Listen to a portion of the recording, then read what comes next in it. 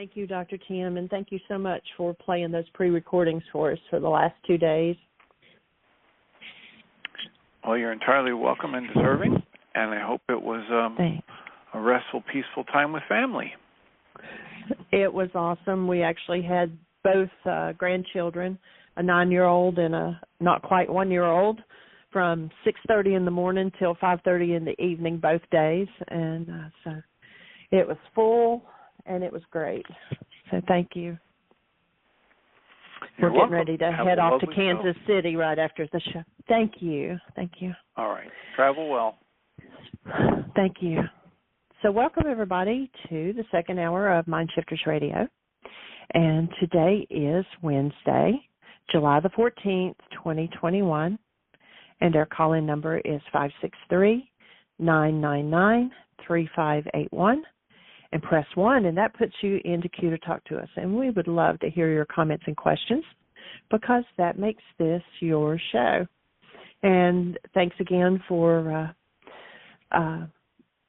being patient and cooperative that we did 2 pre-recordings instead of live shows. But it would have been a little challenging to have broken off from the day with 2 grandbabies. And we had an awesome time. We're headed after the show, going to Kansas City to visit for a couple, 3 days with Michael J. And then we'll be heading down to Heartland. And then on Monday morning early, heading back to Bristol, Virginia. So we'll probably play pre-recorded shows again next Monday, maybe Monday and Tuesday, depending on how our journey goes, because we'll be traveling those days.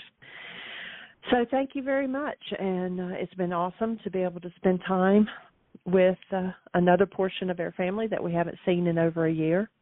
And welcome, Michael. Thank you, Gerhart, and welcome, everybody.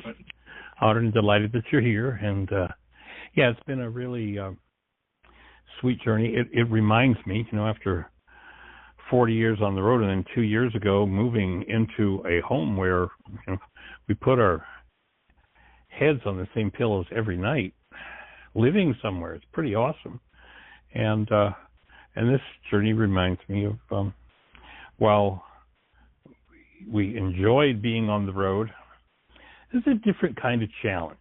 So I'm actually enjoying being without that challenge. I'm enjoying all the time that it gives us to wake up in the morning and be in our own home and not have to be, we got to pack up the car. Now there's 2 hours of the day gone. We got a 12-hour drive. Let's do a long day, then spend the night. And it's really nice to just live somewhere, and nice to have the space. We're developing more and more tools to support and extend the work on a larger scale globally. The fact that we've gotten this codependence to interdependence communication intensive put together, we couldn't have done that on the road, and so. That 90-hour video package, all the teaching, all the process work, all the questions and answers is just such a complete, awesome package based in really steeping people in the idea of it's through our relationships that we heal.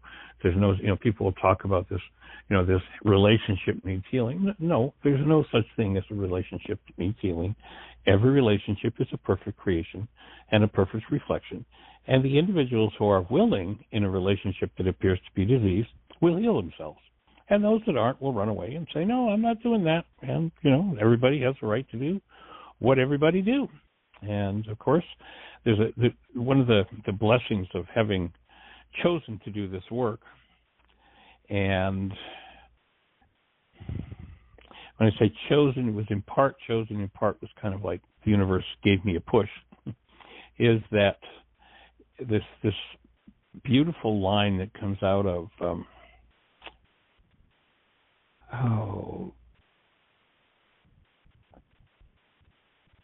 his name's not coming to me. Anyway, he says, we teach best that which we most need to learn. And say it again, sweetie. Yeah, Richard Bach. We teach best that which we most need to learn. And I see, just day by day by day, if I look over the last 50 years, the most important learning that I've done has been the last year. It's just been amazing and awesome. And I've thought that so many times, and I'm sure that next year I'm going to go, yeah, and wow, what came through this year. So it's pretty amazing, and the beauty of the world is how it's so perfectly set up that if there's something we haven't resolved, somebody's going to come and kick us in a limitation. And when they do, we're going to tend to think that the reason we're experiencing this is because of them, and all we need to do is leave, and then everything will be okay. And of course, if we do that, then we get to find somebody else and somebody else and somebody else and somebody else to do it with, and we stop disconnecting, we stop, exiting communication and stay through the process. And in doing so, we get to learn what we need to learn. And of course, the most efficient way, at least I found, I think Richard Bach was right, is you teach it, and then you go, oh, that's what that means. So anyway, pretty awesome, pretty amazing. And of course, our granddaughter, she's going to have been circling the Earth for a year next month, and to have just met her 4 days ago. And Jeannie had an easy time connecting with her. I mean, yesterday, actually, Jeannie's going around rubbing her arms. Her arms are sore from holding her because she just would not let go. She glommed onto Jeannie, and that was it. She was holding on for dear life. I probably got yesterday, maybe 10 minutes. And but this morning, it was kind of neat. We went out for breakfast with my daughter and the two girls. And this morning, the little one gave both Jeannie and I about equal time coming to us. So it feels like we've got a connection established on a new level. So that's pretty sweet, pretty amazing. For those who know Krista, she's doing well. She's a nurse here in St. Louis, and has two beautiful young daughters, and she's just an amazing mom. And so for all of those who know her, she's doing well. She and her husband are rocking along. Looks like life is good, although she says that the hospital is difficult to, she has 4 12-hour days and then an 8-hour day each week. And it's pretty intense. But she seems to be moving with it and more enjoying her life. So it's sweet to watch her. So our reading, we haven't done reading for a few days, so let's go in and finish the final chapter on choosing teachers. And then we'll tomorrow go into transitions. So choosing teachers. When people who need their daily dose of abuse are confronted, their response is usually the familiar, I thought that was the way it was supposed to be. Their self-put-downs are cradled in guilt and the haunting thought they deserve to be abused. And, if you've ever found yourself in that position, I'm going to offer you a different thought. That belief is a total thought disorder, a lie, and simply needs to be changed. The truth is, as Dr. Tim says, we are made of the stuff called love. That's the truth about every one of us. And our purpose is to be here to express that state of being. And you deserve to experience yourself as that and to express that and receive that expression from others for only one simple reason. The Creator put the breath of life in you. That's the only requirement. Nothing else is needed. Richard listened attentively and appeared to absorb each idea.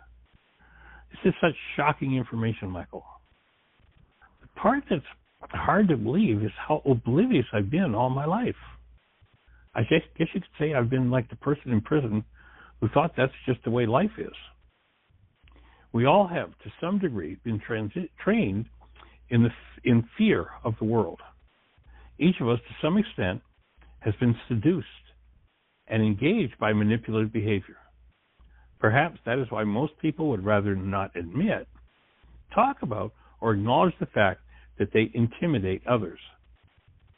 They do not face themselves as you are now. Richard was on the edge of emotion surfacing, but could not quite let go. Seeing the pained look in his face, I added, I acknowledge your courage and your willingness to hear new information, Richard. That can be an especially difficult task when it involves looking at our own errors or the errors of the people we cherish. It can be even more difficult when we start to let go of the parts of us that need to be released and healed. And this chapter closes with a key thought. It requires courage to look at ourselves. Having tools makes looking easier and more productive.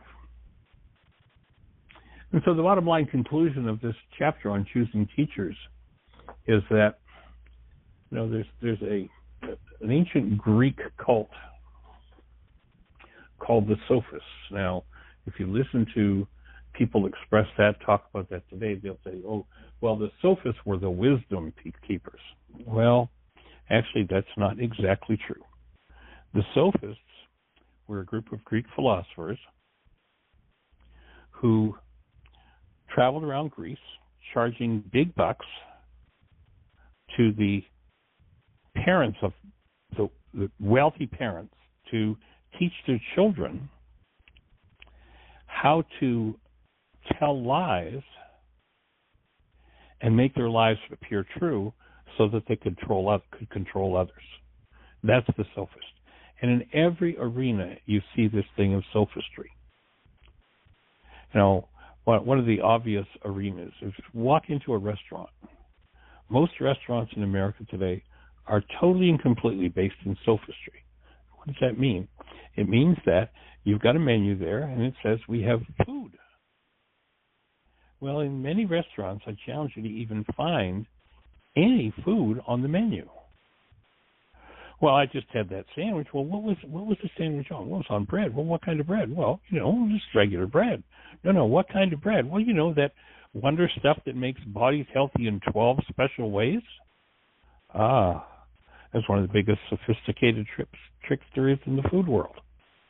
White bread, the millers of bread many, many, many centuries ago discovered that you could have the farmer come in and bring his wheat. You could mill it for him and charge him a fee.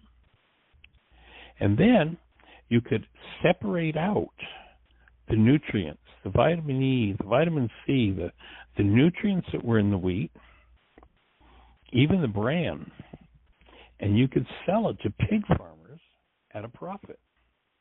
And you'd be left with this chaff, this leftover waste product called white flour.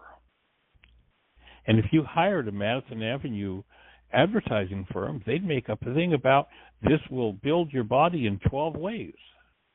And they'll brainwash humans with their sophistry to believe there's actually nutrition in that white poison. White flour, white bread is simply poison. Who would ever put that into the body of a child? Why would you put literally, it is poison. You look at some foods that come out of these fast food so-called restaurants. If you sit it on a shelf, rats won't even eat it. They're smarter than to buy into that sophistry. How crazy is it to have to walk into a restaurant and say, do you have food with nutrition in it? Because what they found is if they take the nutrition out and they leave that leftover what looks like food, and you can put artificial colorings and sugar and flavors and fats and oils to make it seem rich and creamy and apply to the palate or be appealing to the palate. And meanwhile, it's poisoning people. That's sophistry. If we go into government, if we go into churches, if we go into, in every arena, sophists show up. If you're going to engage in the teaching, make sure that the benefits of teaching accrue to you as the student. If the benefits are accruing to the teacher, you're in front of a fraud. Same way as if there's no nutrition in your food, you're in front of a fraud. Same way as if you're in front of a government and there's no support or true assistance, you're in front of a fraudulent government. Same way as if you take a worthless piece of paper, if you look at it, it's called money, but that's sophistry. Actually, a dollar in America is 377 grains of silver.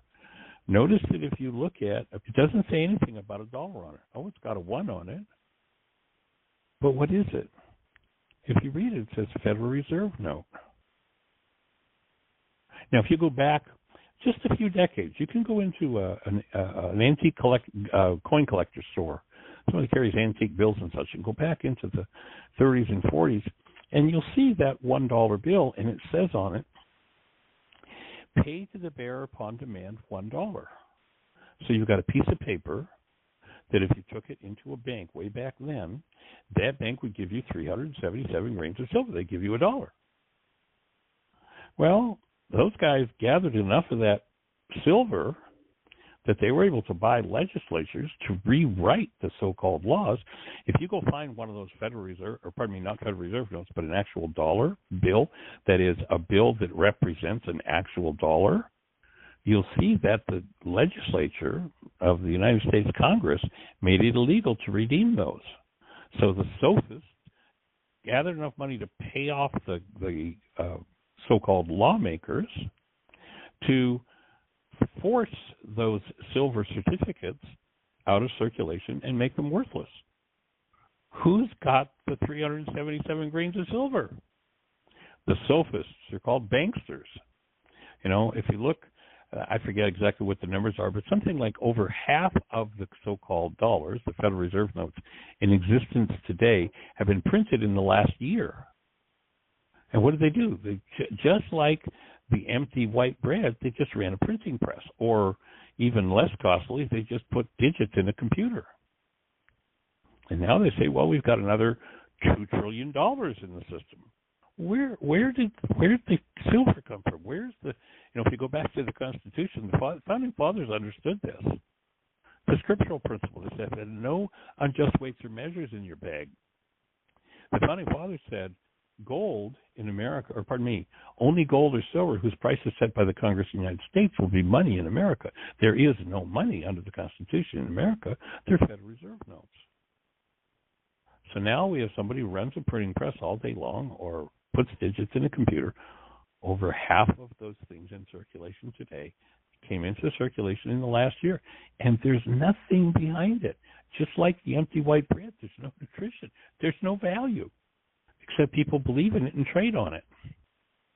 If you go back to the times when people figured out that, oh, this is a scam, you go back to Germany during the war, it got to the point where you could go and buy, or you could do something like there's one particular story about a famous opera singer, and he gets paid for an opera performance, and he gets a wheelbarrow full of money. On the way home, he buys sandwiches with it because tomorrow he won't even be able to buy a sandwich with that wheelbarrow full of money because it will be of even less value tomorrow because of the way they were printing money. And they got us conned into believing that, well, that's no problem, we just rock along. Sooner or later, the piper needs to be paid. And this sophistry exists in every arena. You look at this man, Yeshua, 2,000 years ago, and he said, I come to bring you life more abundantly, and over 15 times he says, fear not. And you got people in his name, sophists, saying, fear is the beginning of God, is the beginning of wisdom. True teacher, false teacher. Have to have the brain cells to understand the difference. And, of course, if we keep people dumbed down, they'll buy any story that somebody gives them. And ELAND, Aramaic, ARAMAIC, forgiveness. You'll be looking at the world's only forgiveness app. I was congratulating Jeannie just a little while ago on the fact that, you think about this idea of forgiveness and how world famous it is and how much it gets talked about and such. And Jeannie has created the only forgiveness app in the world. And right now it's just in English. We'll be working on expanding it into other languages. But if you go to your app store and type in the words Heartland Aramaic Forgiveness, you can actually learn, engage in, and do the forgiveness process right there on your phone. And, of course, Jeannie just did a major upgrade of it just a couple of weeks ago now. Thank you, sweetheart. And we'll be looking at, more upgrades, more levels, more layers, more ways that we can take this work out on a wider and wider scale until we get to the point of critical mass where literally we get to the energetic pattern of understanding actual forgiveness. So it's another sophistry. If you listen to Greek sophists, they'll tell you that forgiveness is about how I am going to let you off the hook for what's happening inside of me because, of course, you're the cause of this pain inside of me, but it's okay, I'll forgive you. That's a total sophistry. So believe that crap. The truth is, if you're in pain, your mind is in error. You're carrying an energy that doesn't belong in your energy system. And forgiveness means you reach inside yourself and remove the root of your pain, not you let somebody else off the hook for that pain moving in you. One of the videos that we have is a video called Aramaicisms. And Aramaicisms is the term that I coined to represent our efforts to restore the original meaning of the first century Aramaic words of Yeshua and bring those words into expression and understanding of the world. And,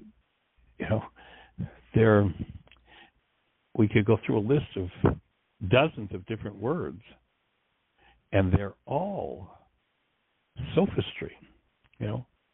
Let's think about love.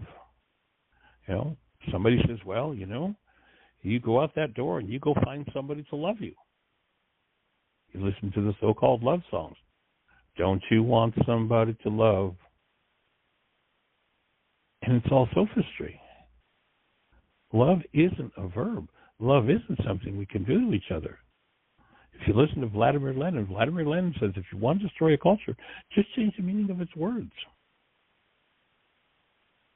When they changed the word love from a word that represented a state of being, who we are, to something we're going to do to each other, and in some cases into sexual athletics or whatever garbage people are doing with it, it disables the ability of the mind to think logically, reasonably, and rationally. And so reestablishing the original meanings of those words is part of reestablishing the mind on a track so that it serves and functions as the human mind was designed to serve and function. And basically that's what... People even are interested in this work at all. And yeah, the 40 years in the desert is up. Yeah, she's amazing me because she's been sort of, not sort of, no emotions her whole life, none, zero. No interest in life. She does run a lot of doggy daycare centers since she's 18. She's an entrepreneur, and that totally is great. And yet, she, you ask her, well, what do you love? If you're tired of that, what do you love? Nothing. I don't have anything, and I don't remember anything, and I don't. And so I started sharing about this work with her, and she listens, and she says, I don't get any of it. And I said, that's okay. And you don't have to listen. But she says, no, I want to listen. I just don't get it. It goes way over my head. So the other day, I was looking at my school, my challenges for the course, and I told her that I had found a movie you guys recommended, and I was going to watch it, but I don't have TV. I mean, I do have one and never use it. And I'm not signed up for Hulu or Netflix. And she said, let me give you my password. And I said, okay. And I told her the movie is about Mr. Rogers and the right. editor. Yeah.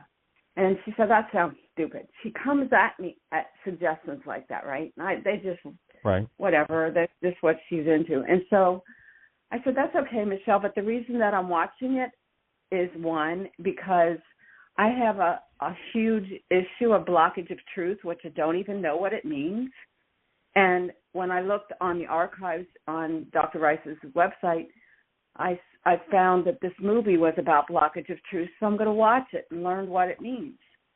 And it's like it's on the short synopsis of that particular radio call where I found right. this movie at, it said that if you don't look within at the truth within, it's going to run your life. And I've had it run my life for too long, and I really want to learn about it. So I told her, I said, remember a couple weeks ago, I called her and I told her my friend has a twin brother. She's in her 70s, and he's in Washington. She's here, and they never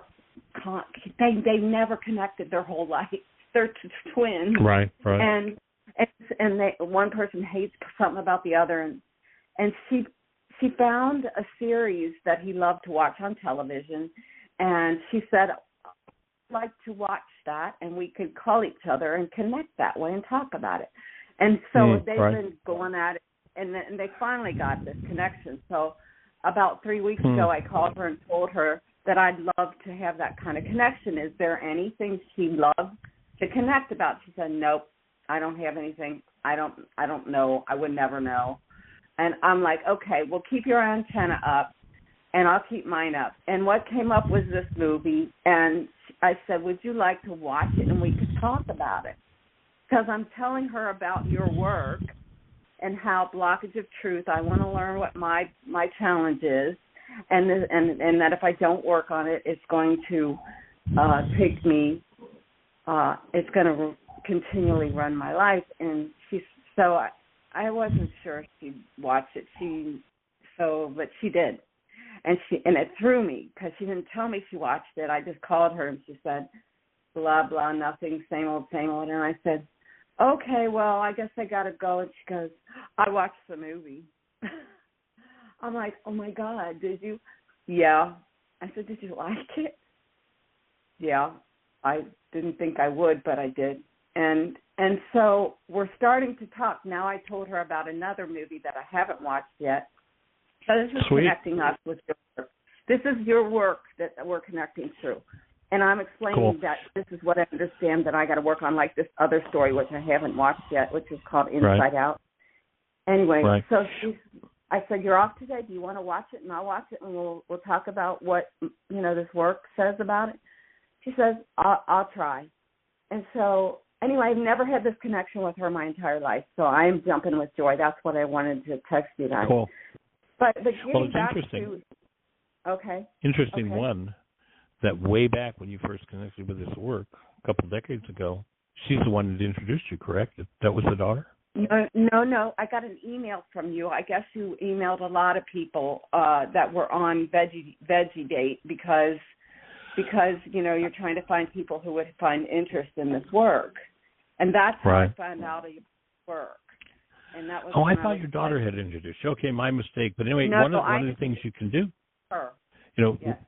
one of the things Jeannie and I did before we actually met physically was we would watch movies together. She'd watch it. She's in Bristol and I'm in Tennessee, and we'd sit down and start the movie at the same time and watch it. And so that can be another way to approach it, and stop it and have a conversation, and just see what kind of space is open. That's awesome. Yes, that's amazing that you did that, and I'm doing what you're doing. Yeah. Oh, that's sweet, cool. Sweet. So getting back to the course, I have to take a break because I feel like I'm I don't know, my whole mechanics inside of me are being totally rehabbed. Shaken up and rewired. Yeah. So I take your time. Go ahead. Yeah. Take your time. You don't need to race through it. Let yourself go into process, breathe, and process through what moves and comes up. I mean, you're literally, ultimately, reaching into everything that your culture and your family system have wired you for, and you're rewiring it to be a home space for love. And that's major work. So take care of yourself, make sure you've got some candles and spend some time just, in a bathtub of hot water with a candle going, and take care of yourself as you let yourself go through that. Yes, I am taking breathe. care. As a matter, I heard you say something about caring for yourself, so I'm telling myself I'm caring for myself now. Oh, I know. Cool. The word splits.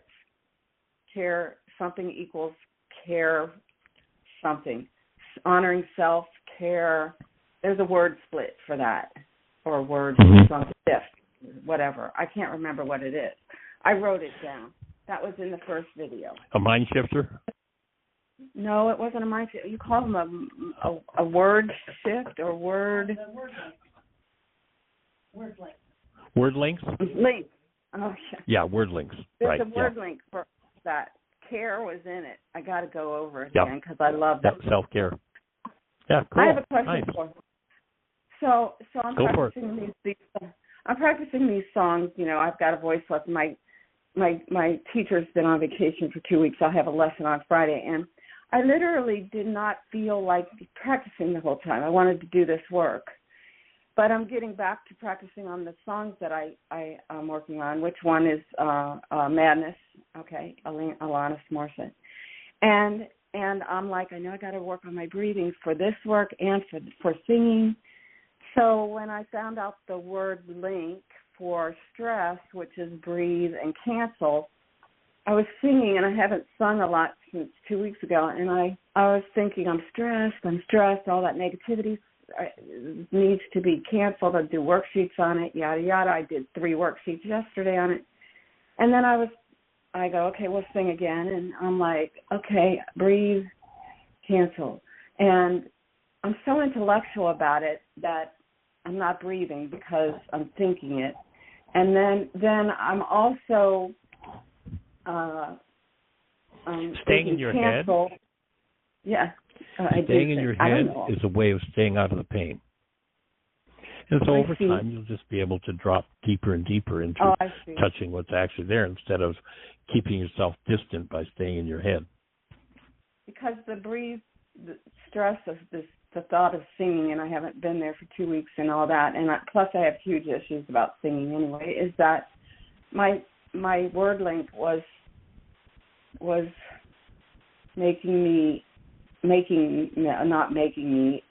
I was bringing up my frustration that I'm not breathing, you know, when I'm singing. So anyway, I tried to use it while I was singing. I don't know if that was a smart idea.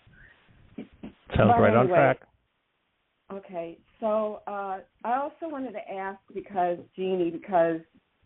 when I got my scores for what my evaluation for this intensive is that, of course, truth was number something. I forgot what I put down. Okay, wait. Oh, yeah, that was the second part of the third challenge, honoring truth. And it says, I got an email when she gave me the scores in the top 3, and there was a little note that says that my truth score is lower than others, which indicates a tendency for gullibility. Why? What does that mean, and why would that? Because I've been gullible my whole life. Like, that is a huge issue. Yep. So why does that? What is that? There are 3 areas in the evaluation that talk about how the mind honors self, others, and truth. And if those 3 areas aren't balanced, it's kind of like, you know, if you could imagine you've got a wheel, and the wheel, it's got one spoke that's 2 feet long, one spoke that's 3 inches long, and one spoke that's 10 inches long. That wheel's not going to roll very well. In order for it to roll well, you've got to have all the 3 spokes the same length. Well, it's precisely the same with these 3 areas, honoring self, truth, and others. So if I don't honor myself, let's say I've got disorders about how bad I am and how wrong I am, and I got message from my power person and I'm broken and I deserve punishment and I deserve to be hated and I deserve to self-hate and I deserve to self-abuse, then that's like that, 3-inch spoke on the wheel. And then let's say that I came from a home where truth was really important. Truth, we need the truth. And so that's like a 2-foot spoke. The mind is not going to work properly. And so what our assignments are there is to bring those 3 into balance with each other. If you have a really high level of truth relative to your love, a really high ability to honor truth and a low ability to honor self and others, then what will happen is the mind will blow things all out of proportion. And, it's like trying to roll a wheel with those unbalanced spokes. as you bring the three up high on the scale and in balance with each other, then your mind will show you yourself honestly and truly. It will show you others honestly and truly. But if truth is way out of proportion, then what's going to happen is your mind is going to show you. Let's say you run into a situation where there's a problem and you have a low ability to honor self and a high honor for truth. So the mind's going to show you that problem. It's going to blow it all out of proportion. It's going to make it like, the way people will talk about that profile is to say, oh, yeah, he or she, they make a mountain out of a molehill. That's what that profile does. It skews the way the mind generates its perception. Now, if it's the other way around, let's say there's a low love of truth and a low honoring of truth and a high honoring of self, then something comes along, and I am the culprit, I am doing it, and I am way off base, but my mind with a low love of truth won't show it to me. And I'll say, oh, no, I'm perfect in that regard. I don't do that. And so I'll block truth in that case. And so what those assignments are designed is to bring those three up into balance with each other. Does that make sense? Okay, yes, something came up for me that literally was my downfall about truth growing up, and I'm trying to get clear about that right now. So I was brought up in a Catholic family, and you lie, you're going to hell, and you're going to never, ever get out, okay? So I didn't understand why I was being promiscuous, okay? I know it was from the sexual abuse, but then I didn't, and I was really miserable. I did not like sex. I didn't want it. I just thought I couldn't say no. I thought that's the only attention I'll ever get, so, and I was, right. I was so, well, anyway, so as a young lady. That comes from a thought disorder about self. I have no value. Therefore, if I want to feel like I've got value, the only thing, they want from me is sex, so that's what I'll do. And I checked out. I wasn't there. I mean, my body was there. But anyway, I was so miserable that I wanted to tell my family what was going on. And, I mean, I knew I couldn't because they already were beyond abusive. So, but I was so in pain and so horribly miserable about what I was engaged in that I decided to tell them. And my mother hit me in the face. My head hit the wall really hard, and my dad said, well, you're older than I am now. And I'm like, I don't even know what that meant, but I never got talked to for another month or two, okay? They just acted like I didn't live there. So I had this, I realized throughout my life, even before and after that, I actually was punished every time I would speak the truth. I mean, whatever, but I couldn't stop. I couldn't stop telling the truth because it was so ingrained in my consciousness that you have to tell the truth, that I would tell people who would hurt me things, I mean, who I knew were going to abuse me if I said the truth, and I'd still say it. So what is that? How does that fit into the three wheels? And what I hear you saying is, I have a thought disorder that I'm supposed to be abused, so I just keep doing behaviors that keep me on the path of being abused. I honor myself so little that I'm going to do things to perpetuate the abuse. Okay, but and so that's just an imbalance in the mind. And if you do the assignments, in the evaluation, then you'll clean up that part of your mind. You'll clean it out. And how is that true? So how is it me addicted to speaking the truth even though it hurt me? How, besides that, I have a mind energy of abuse, that I have to be abused. That's who I am. So, but is there an addiction to truth? Like you use drugs to abuse yourself with, so you use truth to abuse yourself with, you use alcohol to abuse yourself with, to numb out. I don't get it. Is this truth not the same as the truth in the course? The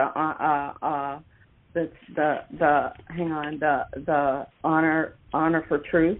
is that a different concept of truth than the truth I'm talking about? I get the cleaning up the energy of abuse and all that and bringing it all to me, but I'm still, that word truth is stuck in my head.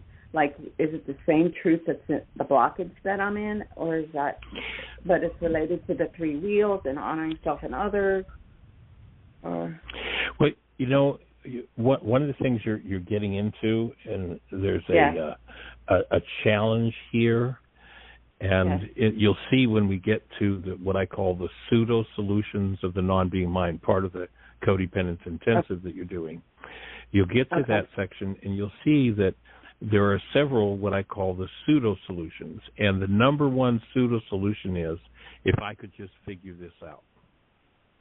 And what I hear you right now trying to do is to figure it out and get ahead of it. You can't figure it out, but what you can do is each time it surfaces, you can apply forgiveness and forgive it. And that will resolve Forgive figuring it out. Forgive figuring it out. Correct. No? Okay. The drive to figure it out. Since I was a little girl in school, and I told you I couldn't, I sat in the front row all the time, but I couldn't even, like, my brain was gone. Since that first grade teacher obliviated his power person dynamic on me, okay, and told me to come and that. So every class I went into, I sat in the front row and wasn't there though. I had checked out, and so I would go to the teacher afterwards and go, but why? Why is this, and why is pi square this, and why is this, and why is this? I wanted to figure everything out, but it was checked out. I would just catch on to a concept and go, but why? You don't say why. You don't, and they would, they did not like me. Well, they've probably been trying to figure it out all their lives too. Again, it's a safe bet. If I've got a room with 100 people and we average their ages out and then subtract 5 years from each of their ages, we'd have the number of years that those people in that room have been trying to figure it out. It's that universal.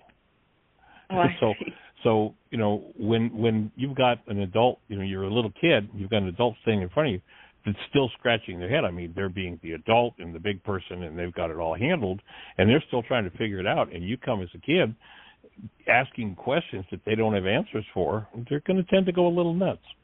Yeah. Yeah, they did. But that was my modus operando, or whatever that word is, my whole life. Right. Why? I want to figure everything out to the everything deep, go deeper, and that's, you're saying, the non-being mind, right?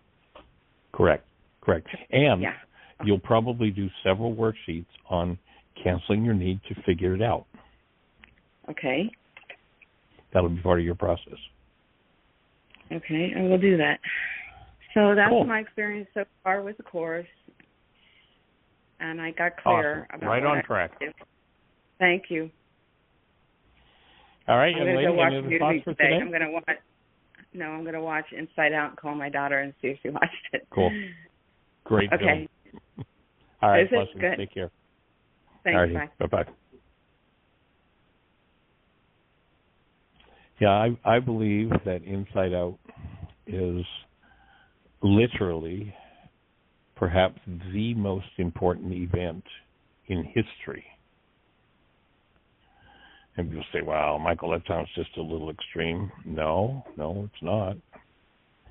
It takes the core teachings of how the mind works. It takes the core teachings of the man named Yeshua from 2,000 years ago, puts it into a format that a child of 5 can understand it. And it's been put in, I don't even know how many different languages, but available to the majority of the population of the world in an instant. And the majority of the population of the world can watch it over and over and over again and learn from it. That's why I believe it is literally perhaps the most important event in history. And people say, well, what about the birth of Yeshua? It's like, well, that's all well and good, but this takes his teachings and puts it in a format that anybody can understand it and use it. It's powerful. And of course, it's got nothing to do with Yeshua. It's just, here's how it works. And that's what Yeshua was doing 2,000 years ago, was showing people how it worked. So if you haven't seen it yet, pick it up and give it a listen. It's pretty profound. In fact, Jeannie, I'm thinking, time for us to watch that again. It's been a couple of years since we've watched it. Probably we probably went and saw it in the theater 6 times the first 2 months it was out, just to be with the process that it created. Powerful. Yes, that's a good idea. When we get home, let's dig it out and watch it with Aria. All right. So, Miss Jeannie, it is now, let's see, we've got 11 minutes. So if you're out there in listener land, how can we support you? What's on your mind? Calling number, if you're on one of those stations where we can't see you, is 563-999-3581. Great. Let's say hello. 828. I think it's Richard Shrimp. Richard. Yes. Hello. Hey, welcome, young man. How are you today? I'm doing great. Yeah, I just time got away from me today. I looked up. I've been meaning to listen and call, the last few days, but I've been busy. So. Understood. I was just listening a little bit in the last few minutes here, and that movie that you're talking about, Inside Out. Is that available like on Netflix? It is a Disney movie, so it would be available if you've got Disney Plus.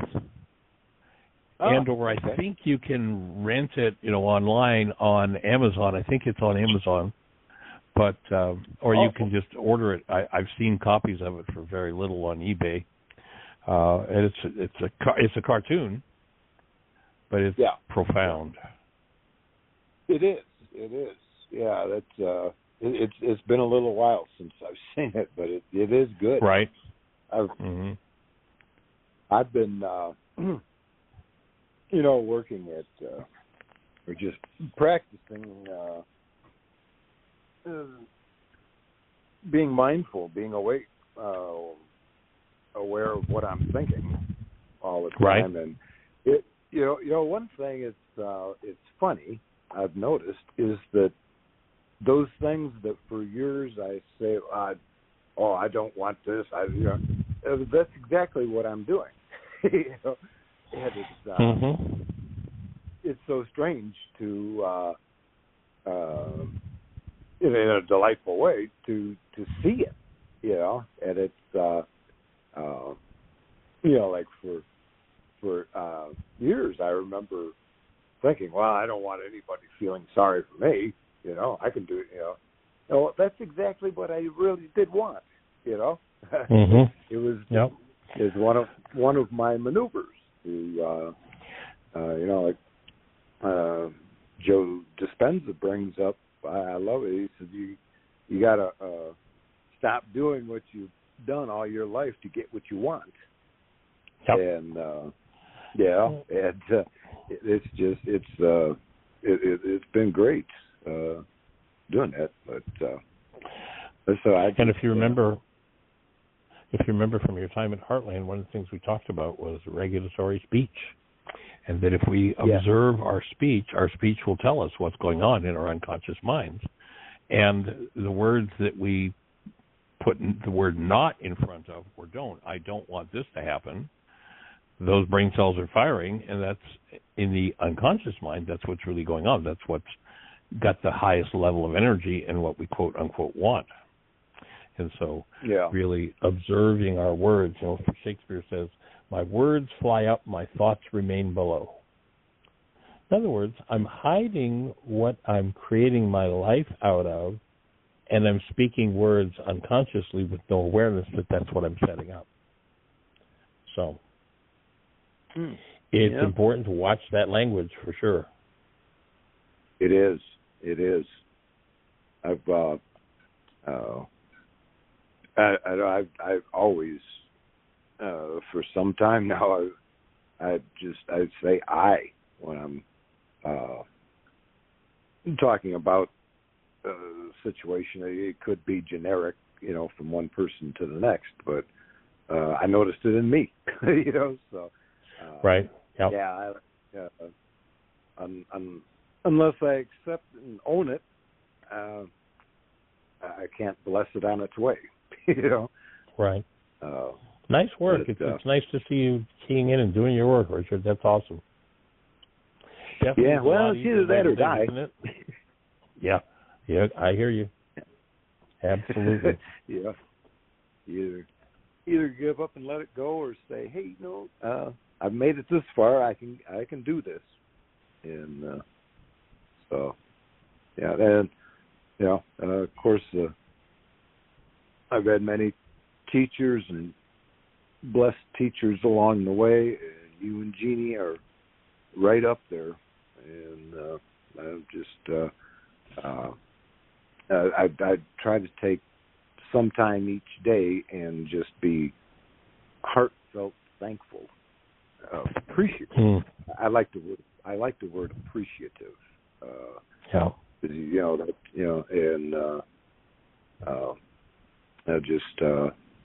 just want to tell you guys you've been a blessing in my existence and extremely wonderful. So yeah, I'm just feeling very well taken care of. Well, thank you for saying thank you, and we're honored and delighted to be on your team. And our ultimate goal is to be on the team of every mind, heart, and being on the planet, quite literally. Mm-hmm. So we're here to hold the space always. So we can use it, because we only see like one slice of very thin slice of reality, and to pay attention to the rest of what's energetically going on in our world here. That's unless you spend time there, it doesn't really seem real to me. You know what I mean? So I think reflection and tools that you guys have given and are giving is just magnificent. I think I think this good old Earth is coming into a new era, and I just am very deeply appreciative and thankful for it all. Well, Richard, whenever we're going to be heading to... Pardon?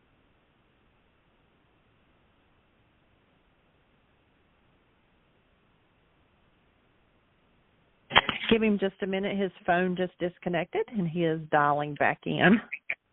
Oh, okay.